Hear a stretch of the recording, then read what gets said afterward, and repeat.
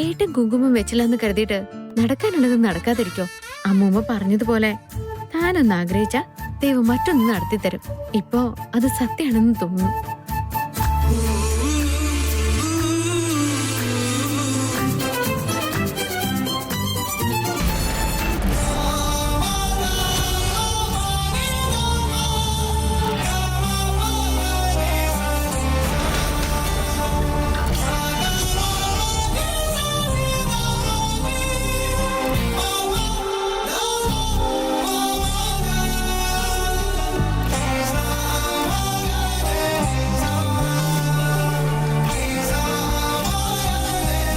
വേദനിക്കുന്നു.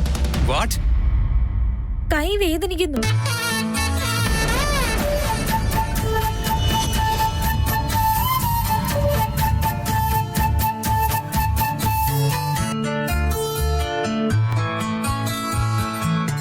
Hello, ഇതെന്താ അങ്ങനെ അങ്ങ് പോകുന്നേ? പിന്നെ ഞാൻ എന്താ ചെയ്യണ്ടേ? എപ്പോഴും എന്താണോ ചെയ്യുന്നത് അത് ചെയ്തില്ലല്ലോ, അതുകൊണ്ടാ ചോദിച്ചേ. എനിക്കിപ്പോ ജോലിയുണ്ട്. ഹലോ, ഇത് കുറച്ച് കൂടുന്നുണ്ടെന്ന് നിങ്ങൾക്ക് മനസ്സിലാവുന്നില്ലേ? ഞാനിപ്പോ നിന്റെ വീട്ടിലാ വന്നിരിക്കുന്നെ. വീട്ടിൽ വരുന്നവരോട് കുറച്ച് മര്യാദയൊക്കെ ആവാം. നിനക്ക് ചെയ്യാൻ താല്പര്യമില്ലെങ്കിൽ വിട്ടേക്ക്. പക്ഷെ അറ്റ്ലീസ്റ്റ് എന്താ ഏതാണെന്നെങ്കിലും ഒന്ന് ചോദിക്കാലോ. അതിനെയാ മര്യാദ എന്ന് പറയുന്നേ. എനിക്കിപ്പോ ഈ മര്യാദകളെ പറ്റിയൊന്നും അറിയില്ല. അതിനുള്ള പേഷ്യൻസും ഇല്ല. ഇപ്പൊ താല്പര്യമില്ല. നീ ഒന്ന് സമാധാനപ്പെടാൻ മൂല്യം. അച്ഛൻ പറഞ്ഞതുപോലെ നിനക്ക് അവന്റെ ഫ്രണ്ട്ഷിപ്പ് വേണമെങ്കിൽ ഈ കുരുത്തക്കിടക്ക് സഹിച്ചേ പറ്റൂ. ദേഷ്യപ്പെട്ടിട്ട് ഒരു പ്രയോജനവും ഇല്ല.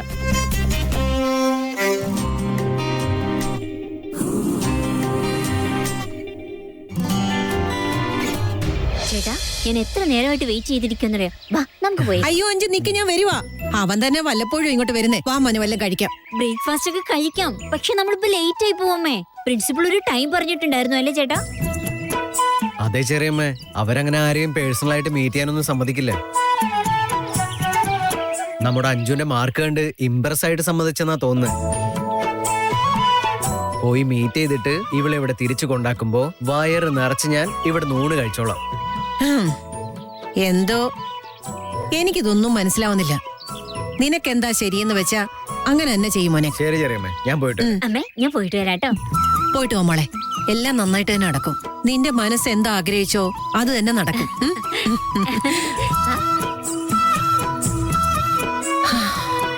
ദൈവമേ, ഇതുവരെ നീ എന്റെ എല്ലാ പെൺകുട്ടികളെയും നന്നായിട്ട് തന്നെ നോക്കി.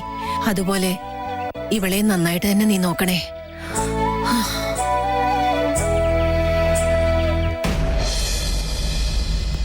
ഹലോ, ഒരു മിനിറ്റ് നിക്ക്.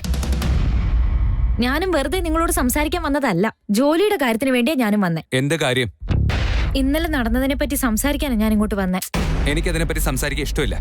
അതെന്നോട് പറയേണ്ട ആവശ്യമൊന്നുമില്ല. നിന്റെ മുഖം കാണുമ്പോ തന്നെ മനസ്സിലാവും. അങ്ങനെ ആയിക്കോട്ടെ, എനിക്ക് കുഴപ്പമില്ല. എനിക്ക് ഇനിയും പറയാനുണ്ട്. എനിക്ക് ടൈമില്ല, പറയാനുള്ളത് പെട്ടെന്ന് പറ. നോക്ക്, നീ എത്ര ദേഷ്യം കാണിച്ചാലും എനിക്ക് കുഴപ്പമില്ല. നീ എപ്പോഴും പറയുന്ന പോലെ നമ്മൾ രണ്ടുപേരും നല്ല ഫ്രണ്ട്സ് അല്ലേ?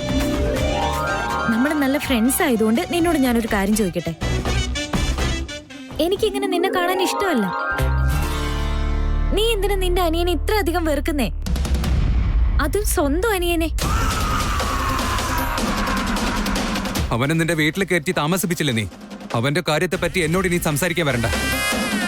അവൻ എന്നെ എത്രമാത്രം ദ്രോഹിച്ചു എന്ന് നീ അവനോട് തന്നെ ചോദിക്കേ. ഞാനേ അമൂല്യ. അവനോട് ചോദിക്കാനായിരുന്നെങ്കിൽ ഈ കാര്യം എനിക്ക് ഇവിടെ വന്ന് ചോദിക്കേണ്ട ആവശ്യമില്ലായിരുന്നല്ലോ. അവരാണെങ്കിൽ വാ തുറക്കുന്നില്ല. അതൊരിക്കലും ആരോടും പറയില്ല എന്ന് നിന്നോട് തന്നെ അവൻ പ്രോമിസ് ചെയ്തായിരുന്നു എന്ന്.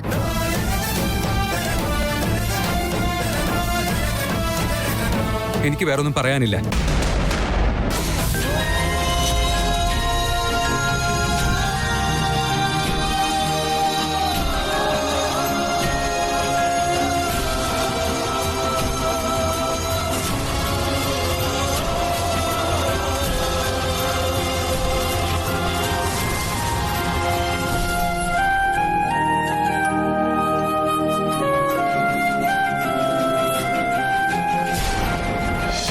അഞ്ജലി എം അല്ലേ? അതെ സർ. ഇതില് മാർക്ക് വളരെ കുറവാണല്ലോ. അൺഫോർച്ചുനേറ്റ്ലി ഇത് റിജക്റ്റ് ആയിരിക്കുകയാണല്ലോ.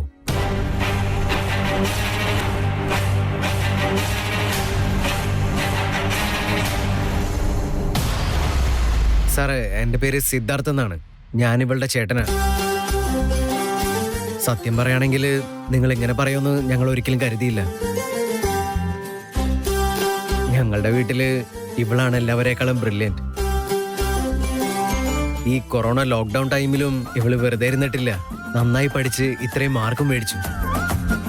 ഇവൾക്ക് ഹൈസ്കൂൾ ചേർന്നപ്പോഴേക്കും ഇവിടുത്തെ കോളേജിൽ പഠിക്കാനായിരുന്നു ആഗ്രഹം. അതുകൊണ്ട് ഞങ്ങൾ വേറെ എവിടെയും അപ്ലൈയും ചെയ്തില്ല. ഒരുപാട് പ്രതീക്ഷയുണ്ട്. നിങ്ങളുടെ ഫയൽ വന്നത് ഇപ്പോഴാണ്. ആക്ച്വലി ഞാൻ ഇതുവരെ നോക്കിയിട്ടില്ല. Let me check it.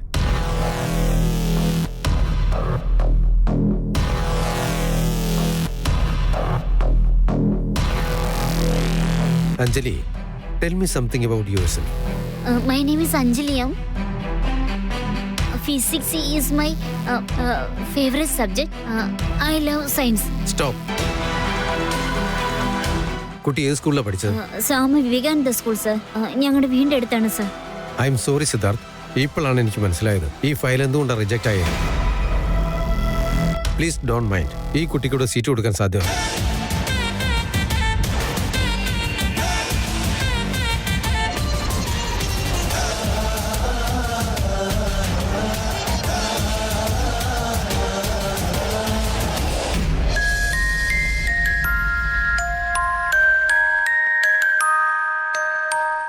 Actually എനിക്ക് നിന്നോട് ഒരു കാര്യം പറയാനുണ്ട്. അങ്ങനെയാണോ? ശരി, നിങ്ങൾ തന്നെ ആദ്യം പറ. ഞാനിപ്പോ പറയട്ടെ? ഞാൻ പറഞ്ഞിരിക്കും. ഓഫ് കോഴ്സ്, യെസ്, ഞാൻ പറയാൻ പോവാ.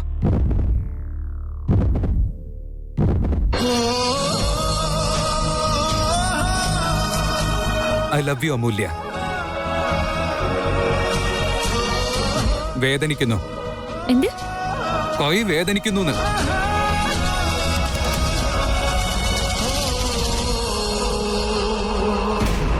അമൂല്യ, ഇത് എന്റെ വീടാ. നീ എന്താ ഈ കാണിക്കുന്നേ? നിന്റെ വീടാണെങ്കിൽ എന്താ കുഴപ്പം? നീയും ഞാൻ ഞാനുമാ. അതൊരിക്കലും മാറാൻ പോകുന്നില്ലല്ലോ. അതുമാത്രല്ല, നീ എനിക്ക് നല്ല ഫ്രണ്ടാ, ക്ലോസ് ഫ്രണ്ടാ. ഞാൻ നിന്നോട് എല്ലാ കാര്യങ്ങളും ഷെയർ ചെയ്യാറുണ്ടല്ലോ. അപ്പൊ ഇത് പറയാൻ നിനക്കെന്താ പ്രശ്നം?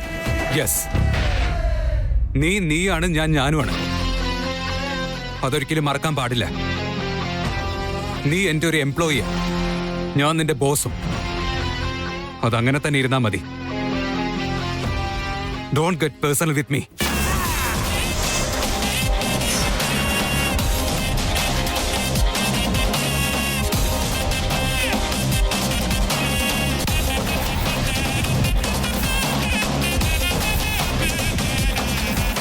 വാട്ട് ഐ മെന്റ് ഈസ്, ഞാൻ പറയാൻ ഉദ്ദേശം എന്താന്ന് വെച്ചാ,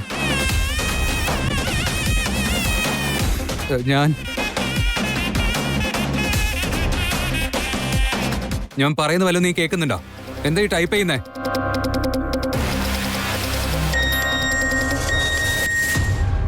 ഇനി മുതൽ ഞാൻ നിങ്ങളുടെ എംപ്ലോയി അല്ല, mister X boss.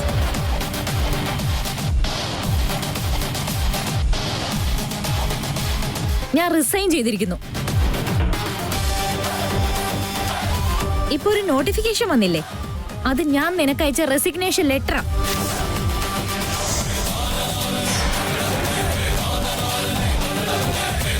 What the hell, അമൂല്യ? നിന്റെ തലയ്ക്ക് എന്താ ഭ്രാന്ത് പിടിച്ചോടി? അതെ, എനിക്ക് ഭ്രാന്ത് തന്നെയാ. ഒരു കുഴപ്പമില്ലായിരുന്നെങ്കിൽ ഞാൻ ഇങ്ങനെ ചെയ്യില്ലായിരുന്നു. ഞാൻ റെസിഗ്നേഷനെ പറ്റി സംസാരിക്കുന്നേ നീ വിചാരിക്കണ്ട. അത് ഞാൻ ആലോചിച്ച് തന്നെ ചെയ്തതാ.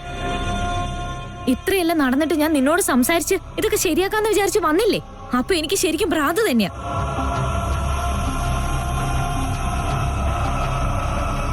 പ്ലീസ്, ഇതെന്റെ ഒഫീഷ്യൽ റെസിഗ്നേഷൻ ലെറ്റർ ആയിട്ട് നിങ്ങൾ കണ്ടാ മതി.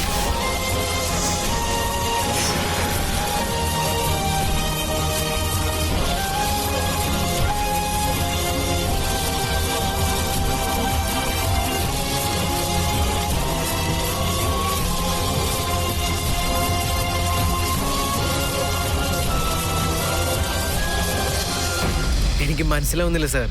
അവളുടെ മാർക്ക് കണ്ടിട്ട് അവളെ ചേർക്കാതിരിക്കാൻ ഒരു കാരണവും ഞാൻ കാണുന്നില്ല. അവളുടെ സ്കൂളിൽ അവളാ ടോപ്പർ. പിന്നെന്തിനാ സാർ ഇങ്ങനെ ചോദിക്കുന്നത്? ആയിരിക്കാം, പക്ഷെ അത് അവളുടെ സ്കൂളിലാണെന്നുള്ള കാര്യം നിങ്ങൾ മനസ്സിലാക്കണം. ആ സ്കൂള് വളരെ ചെറിയ സ്കൂളുമാണ്. അവിടെ എത്തരത്തിലുള്ള കുട്ടികളെ വരുന്നതെന്ന് എനിക്ക് നന്നായിട്ടറിയാം.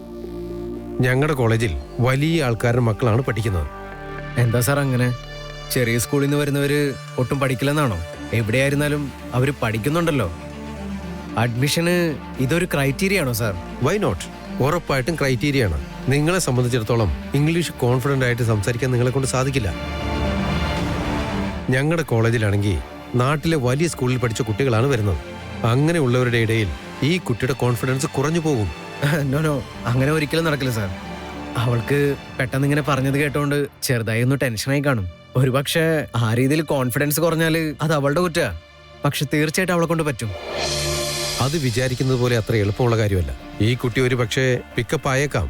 പക്ഷെ ഞങ്ങളുടെ കോളേജിൽ വരുന്ന കുട്ടികൾക്ക് ഈ കുട്ടി ഒരാൾ കാരണം പ്രശ്നമുണ്ടായേക്കാം.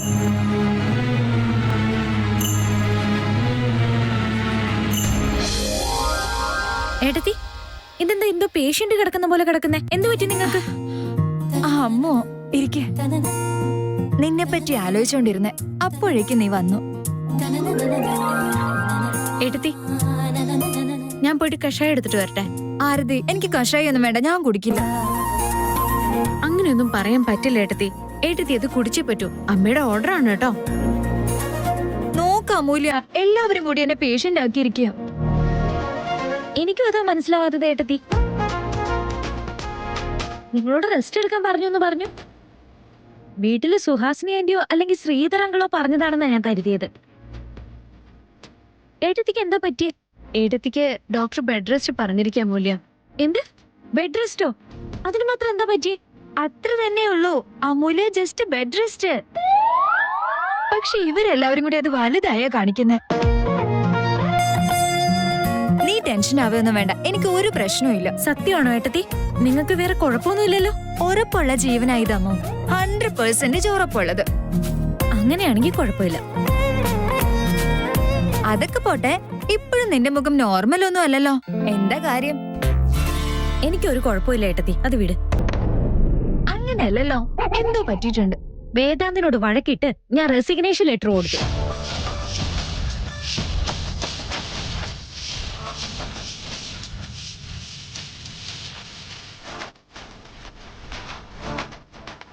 അമ്മ റിസൈൻ ചെയ്തെന്നോ? എന്തിന്?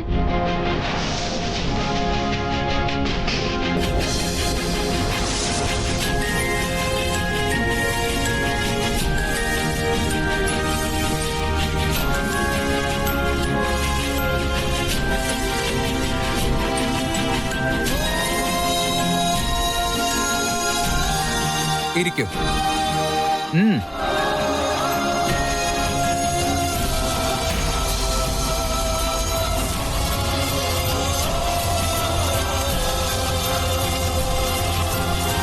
അമൂല്യ,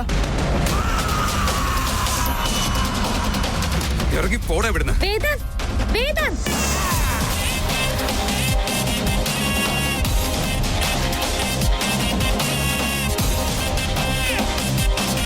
ഞാൻ നല്ലോണം ആലോചിക്കാതെ ഒരു തീരുമാനം എടുക്കില്ല എന്ന് എനിക്ക് അറിയുന്ന കാര്യമില്ലടി. ഇറങ്ങി പോകാൻ പറയടി ഇവനോട്. അവരിവിടുന്ന് പോവില്ല എന്ന് പറഞ്ഞാൽ പോവില്ല, അത്ര അപ്പൊ തന്നെ. പിന്നെ എന്നൊക്കെ നിനക്ക് വലുത് ഇവനാണോടി?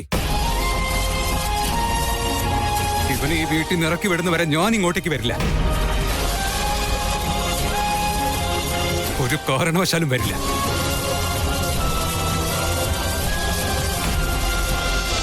ഇതാ നടന്നത്. ഇവര് രണ്ടുപേരും ഇപ്പൊ അടുക്കുമെന്ന് വിചാരിക്കുമ്പോ തന്നെ വീണ്ടും പ്രശ്നം ഉണ്ടാക്കി അകലേക്ക് തന്നെയാണല്ലോ പോകുന്നേ. എന്ത് കഥയാ ദൈവമേ ഇവരുടെ ഇത്. നീ അതിനെക്കുറിച്ചൊന്നും ആലോചിക്കണ്ട അമ്മു. ഞാൻ അതല്ലേ ഏട്ടനോട് സംസാരിച്ചോളാം. ദയവ് ചെയ്ത് ആ ഒരു കാര്യം മാത്രം നീ ചെയ്യരുത്. അതിന്റെ ആവശ്യമില്ല. അവന് മാത്രമാണോ കമ്പനി ഉള്ളത്? എനിക്കും ജോലി അറിയാം, എക്സ്പീരിയൻസും ഉണ്ട്. എവിടെ പോയാലും ജോലിയും കിട്ടും. അത് അങ്ങനെയല്ല അമ്മു. ചേച്ചി, നിനക്കൊന്നും അറിഞ്ഞൂടാ. അവൻ ഇന്നലെ വീട്ടിൽ വന്ന് ചെയ്തത് കണ്ട നീ ഇത് തന്നെ പറയുള്ളായിരുന്നു. ഐഡിയ. അയ്യോ ഏട്ടത്തി, നിങ്ങൾക്ക് എന്ത് പറ്റി? അതൊന്നുമില്ല, രാവിലെ മുത്തശ്ശി എന്തോ പറയുന്നുണ്ടായിരുന്നു, അതിനെപ്പറ്റി ആലോചിച്ചതാ. നീ പറയേ. എന്താണോ എന്തോ. വേറെ എന്താ?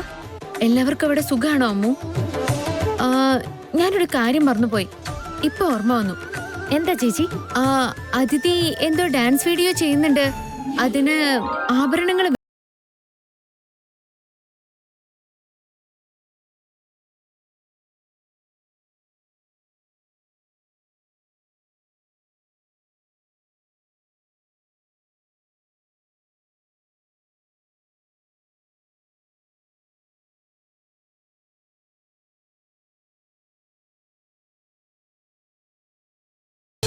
ഏതൊക്കെ സ്കൂളിൽ നിന്നും കുട്ടികളെ എടുത്താൽ സെക്കൻഡ് ഇയറിൽ 100% റിസൾട്ട് വരുമെന്ന് ഞങ്ങളുടെ കയ്യിൽ ലിസ്റ്റുണ്ട്. അത് വിട്ട് ഞങ്ങൾക്ക് തീരുമാനം എടുക്കാനാകില്ല. ഞങ്ങളുടേത് റെപ്യൂട്ടഡ് ആയിട്ടുള്ള കോളേജാണ്. ആര് വന്നാലും 100% പെർഫോം ചെയ്യുന്നതല്ലേ ശരിക്കുള്ള റെപ്യൂട്ടേഷൻ സാർ. നല്ലപോലെ പഠിക്കുന്ന കുട്ടികളെ കൊണ്ടുവരുന്നതുകൊണ്ട് ഇവിടെ എന്ത് പ്രശ്നം സംഭവിക്കാനാണ്? എനിക്കത് മനസ്സിലാവുന്നില്ല. ഞങ്ങളുടെ കുട്ടി കാരണം നിങ്ങളുടെ കോളേജിന്റെ വരാൻ പോകുന്ന റിസൾട്ടിന് ഒരിക്കലും പ്രോബ്ലം ഉണ്ടാവില്ല. ഈ വിഷയത്തില് നിങ്ങളെക്കാൾ കൂടുതൽ എക്സ്പീരിയൻസ് എനിക്കുണ്ട്. ആദ്യം നിങ്ങളത് മനസ്സിലാക്കണം. അഡ്മിഷൻ തരാൻ പറ്റില്ലെന്ന് പറഞ്ഞാൽ പറ്റില്ല. നിങ്ങളുടെ കുട്ടിയുടെ നല്ലതിനു വേണ്ടിയാണ് ഞാൻ ഈ പറയുന്നത്. നിങ്ങൾ ഈ കുട്ടിയെ വേറെ ഏതെങ്കിലും ചെറിയ കോളേജിൽ ചേർക്കാൻ നോക്ക്. ബട്ട് സർ, അഞ്ജു മിണ്ടാതിരിക്കും. ഇനി സംസാരിക്കാൻ നമുക്ക് ഒന്നും ബാക്കിയില്ല. എന്റെ അനിയത്തിയെ നിങ്ങളുടെ കോളേജിൽ ചേർക്കുന്നതുകൊണ്ട് നിങ്ങൾക്കായിരുന്നു ഭാഗ്യം. നിങ്ങളാണത് മിസ് ചെയ്യുന്നത്. +2 സ്റ്റേറ്റ് ടോപ്പർ ആവാൻ പോകുന്നുള്ള നോട്ട് ചെയ്തോ. അഞ്ജു വാ മോളെ.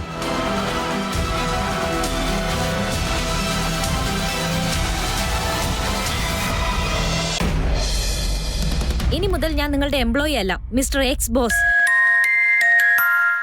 പ്ലീസ് ഇതിന്റെ ഒഫീഷ്യൽ റെസിഗ്നേഷൻ ലെറ്റർ ആയിട്ട് കൺസിഡർ ചെയ്താൽ മതി.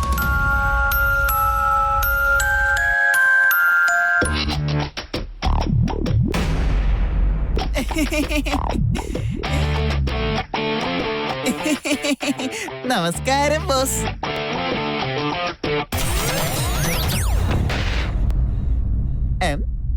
എന്തോ ബോസ് റോങ് മൂഡിലാണെന്ന് തോന്നുന്നു. ഏതായാലും ഒരു സ്ട്രോങ് കോഫി എടുക്കട്ടെ ബോസേ? വേണ്ട. കോഫി വേണ്ടെങ്കിൽ ടീ കൊണ്ടുവരട്ടെ ബോസേ? വേണ്ട പറഞ്ഞില്ലേ. നോർമൽ ടീ വേണ്ടെങ്കിൽ ഗ്രീൻ ടീ കൊണ്ടുവരട്ടെ ബോസേ? വേണ്ട നല്ലോട് ഞാൻ പറഞ്ഞേ. Sorry boss. സുമേഷ് ഒരു മിനിറ്റ്. ഐ എം സോറി സുമേഷേ, ടെൻഷൻ വന്നപ്പോ പറഞ്ഞതാ. ഇതിലും നല്ലത് വഴക്ക് പറയുന്നതായിരുന്നു. നിങ്ങൾ ടെൻഷനിലുള്ളപ്പോ എന്നെ വഴക്ക് പറയുന്നത് ഇതെന്താ ആദ്യമായിട്ടാണോ? എന്താ ആലോചിച്ചോണ്ട് നിൽക്കുന്നേ? ഒന്നുമില്ല ബോസ്. വഴക്ക് പറഞ്ഞ ശേഷം നിങ്ങൾ എന്റെ അടുത്ത് സോറി ചോദിക്കുന്നുണ്ടെങ്കിൽ ശരിക്കും എന്തോ വലിയ പ്രശ്നം തന്നെയാണല്ലോ. അമൂല്യ മേഡത്തിനെ ഇങ്ങോട്ട് അയക്കട്ടെ ബോസേ? മേഡത്തിനോട് സംസാരിച്ചാ കുറച്ച് ആശ്വാസം കിട്ടും. വാട്ട്? അമൂല്യ വന്നിരുന്നോടോ? വന്നിട്ടുണ്ടാകും ബോസ്. എന്താന്ന് വെച്ചാ അവര് വെറുതെ ലീവ് എടുക്കാറില്ലല്ലോ. ശരിക്കും പറ, വന്നിരുന്നോ ഇല്ലയോ? കറക്റ്റ് ആയിട്ട് പറയണമെങ്കിൽ അറിയില്ല ബോസേ. ഇല്ല, അവൾ ഓഫീസിലേക്ക് വരില്ല.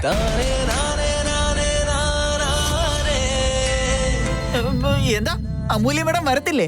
അതെന്താ ബോസേ?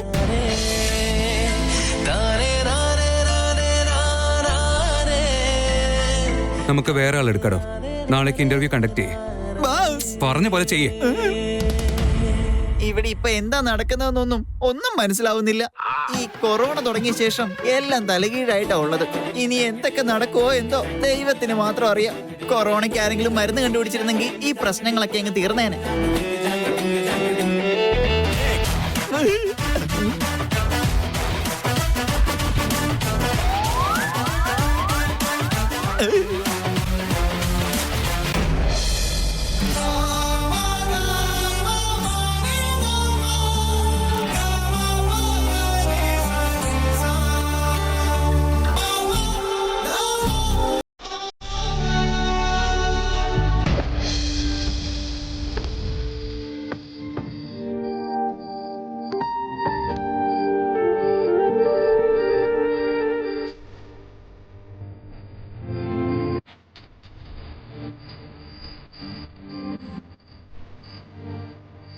എന്താ മോളെ, എന്തോ ചിന്തിച്ചുകൊണ്ടിരിക്കുകയാണല്ലോ?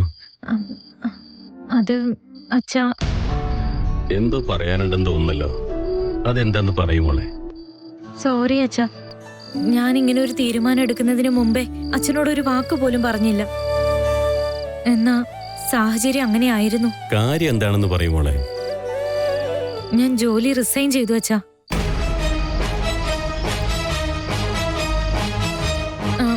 ടെൻഷനൊന്നുമില്ല, ഞാൻ വേറൊരു ജോലി കണ്ടുപിടിച്ചോളാം. അമ്മു, മനസ്സിന് വിഷമമുണ്ടാക്കുന്ന ഒരുപാട് കാര്യങ്ങളുണ്ടാവും. അതങ്ങനെ കഴിഞ്ഞു പോവുകയും ചെയ്യും. എന്നാൽ അതുപോലുള്ള സന്ദർഭങ്ങളിൽ അഹങ്കാരം നമ്മളെ കീഴ്പ്പെടുത്താൻ അനുവദിക്കരുത്. ജീവിതത്തിൽ ഒരുപാട് മൂല്യം ഇരിക്കുന്നത് ബന്ധങ്ങളിൽ മാത്രമാണ് മോളെ. ഒരിക്കലും നമ്മളെ ബന്ധങ്ങൾ നഷ്ടപ്പെടുത്തരുത്. നീ ജോലിക്ക് പോകണമെന്നൊന്നുമില്ല, വെറുതെ ടെൻഷൻ ആണ്ട. എന്ത് പറ്റി നിനക്ക്? എന്താ ചേട്ടാ പറ്റി? പോയ കാര്യമൊന്നും ശരിയായില്ലെന്നേ. ചെറിയ സ്കൂളിൽ നിന്ന് വന്നുകൊണ്ട് അഡ്മിഷൻ തരില്ലെന്ന് പറഞ്ഞു. എന്ത്? ചെറിയ സ്കൂളിൽ നിന്ന് വന്നതാണെന്ന് പറഞ്ഞോ? അവര് സ്കൂൾ എത്ര സ്ക്വയർ ഫീറ്റ് ആണെന്ന് നോക്കിയിട്ടാണോ ഓരോരുത്തർക്ക് സീറ്റ് കൊടുക്കുന്നത്? അതോ മാർക്ക് എത്രയാണെന്ന് നോക്കിയാണോ സീറ്റ് കൊടുക്കേണ്ടത്? ഇപ്പോഴത്തെ എഡ്യൂക്കേഷൻ ഒന്നും പഴയതുപോലെ അല്ല അമ്മു. അവരുടെ ഡിമാൻഡ്സ് കേൾക്കുമ്പോ തന്നെ ഷോക്കാവും. എവിടെ പഠിച്ചാലിപ്പോ എന്താ? എല്ലായിടത്തും സിലബസിലുള്ളത് തന്നെയാ പറഞ്ഞു കൊടുക്കുന്നേ. നമ്മൾ മനസ്സിരുത്തി പഠിച്ചാ മാത്രം മതി. അവിടെ കിട്ടിയില്ലെങ്കിൽ വേറെ എവിടെയെങ്കിലും. ഇല്ല, ഞാൻ ആ കോളേജിൽ തന്നെ പോവുള്ളൂ. അവരെത്ര നന്നായിട്ട് പഠിപ്പിക്കുന്നറിയോ? ട്യൂഷൻ പോലും പോവണ്ട. ഈ ചേട്ടന് എന്നെ വേണ്ടെന്നും പറഞ്ഞ് തിരിച്ചു കൊണ്ടുവന്നത്. പിന്നെ ഞാൻ എന്ത് ചെയ്യണമായിരുന്നു? അവര് പറയുന്നതൊക്കെ കേട്ട് തലകുനിച്ച് സമ്മതിക്കണമായിരുന്നു. അത് തന്നെയാ അവരുടെ ആവശ്യവും. നമുക്കിങ്ങനെയാണെങ്കിൽ ദൂരെ നാട്ടിൽ നിന്ന് വരുന്ന ആൾക്കാരുടെ അവസ്ഥ ഒന്ന് ആലോചിച്ച് നോക്കിയേ. എഡ്യൂക്കേഷനൊക്കെ ഇന്നത്തെ കച്ചവടമായി മാറിയിരിക്കുക. അതെ അഞ്ജു, ചേട്ടൻ ചെയ്തത് തന്നെയാണ് ശരി. നിന്റെ മാർക്കിനനുസരിച്ച് എവിടെ വേണമെങ്കിലും സീറ്റ് കിട്ടും. ദൈവം ഉണ്ടല്ലോ, എന്തെങ്കിലും ഒരു വഴി ഉണ്ടാകാതിരിക്കൂ. എവിടെങ്കിലും സീറ്റ് കിട്ടിയിട്ട് എനിക്ക് പഠിക്കണ്ട. എന്റെ സങ്കടം നിങ്ങൾക്ക് ആർക്കും മനസ്സിലാവില്ലേ? എടി അഞ്ജു, എടി അവിടെ നിക്ക്.